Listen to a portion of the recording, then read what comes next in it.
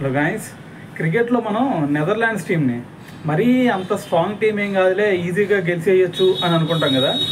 కానీ వీళ్ళ పర్ఫార్మెన్స్ కనుక కొన్ని టీమ్స్ మీద చూస్తే మైండ్ బ్లోయింగ్ అని చెప్పాలి. ఎందుకు భయ్యా అంటే దాని గురించి చెప్తా విను. మనకి ఏది ఓడిఎస్లో అత్యధిక టార్గెట్ని చేజ్ చేసిన టీమ్స్ అంటే మనకి ఫస్ట్ గుర్తొచ్చేది సౌత్ ఆఫ్రికానే కదా. ఎందుకంటే ఫస్ట్ 2 ప్లేసెస్లో కూడా వాళ్ళే ఉన్నారు.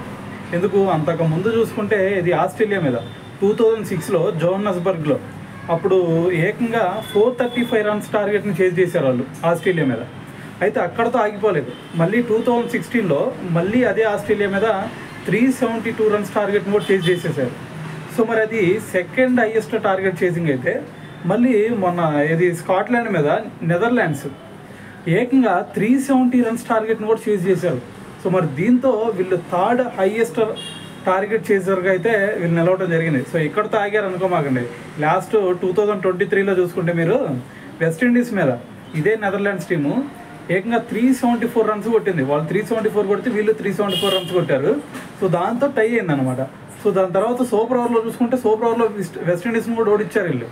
మరి దీన్ని బట్టి అర్థం చేసుకోండి మరి నెదర్లాండ్ని మనం అంత తక్కువ అంచనా వేయొచ్చా లేదా అనేది.